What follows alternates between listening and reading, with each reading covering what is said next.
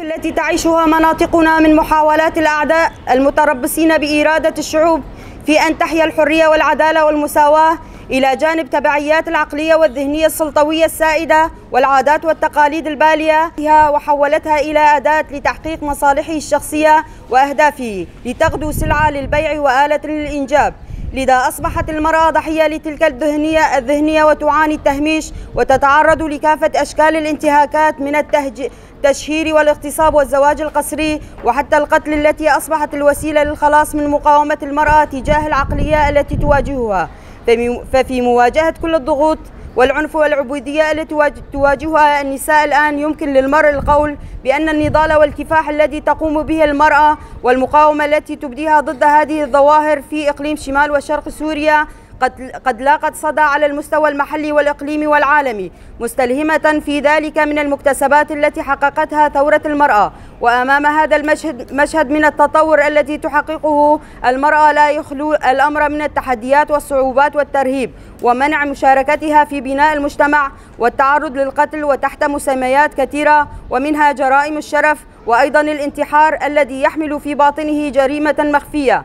ومؤخرا تم قتل امرأة في الحسكة تحت مسمى الشرف وتدعى رثاء محمود سليمان، وهي حامل بالشهر الرابع، وحالتين في الدرباسية قتل عمد، واحدة تم نحرها بأداة حادة وثانية حرق، وما تداول بين المجتمع على أنهما حالة انتحار، ويدعيان جيهان خليل بيجو وثانية رشا صلاح.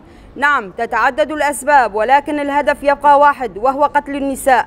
فقتل المرأة تعني قتل الحياة وقتل نضالها التاريخي وقتل كل الإنجازات التي حققتها. فالمرأة هي مصدر الحياة الحرة، فبدون حرية المرأة لا يمكن للمجتمع أن يكون حرا ولا للطبيعة أن تكون جميلة. وأغلب الأحيان يقوم القاتل بخداعه الماكر من تضليل العدالة، ويحاول قدر الإمكان أن تكون القضية لصالحه ويخرج حرا طليقا بعد أن أزهق روحا كان من حقها أيضا أن تحيا. لذا نطالب بتحقيق العدالة وتطبيق القوانين الصارمة بحق مرتكبي جرائم قتل النساء بكافة أشكاله، أن تصدر بحقهم أقصى العقوبات.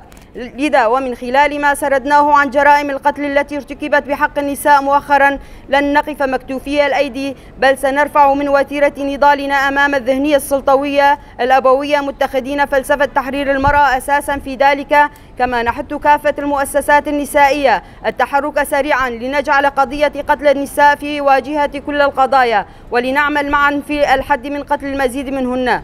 إن قتل المرأة يعني قتل الحياة، لذا لندافع عن حياتنا، كما نتوجه بالنداء إلى السلك القضائي بتنفيذ أقصى العقوبات بحق مرتكبي جريمة قتل النساء. مجلس مؤتمر ستار، مقاطعة الحسكة، 13/5/2024. جنجيان آزادي، جنجيان آزادي، جنجيان آزادي، جنجيان آزادي. لا لقتل المرأة، لا لقتل المرأة، لا لقتل المرأة. لا لقتل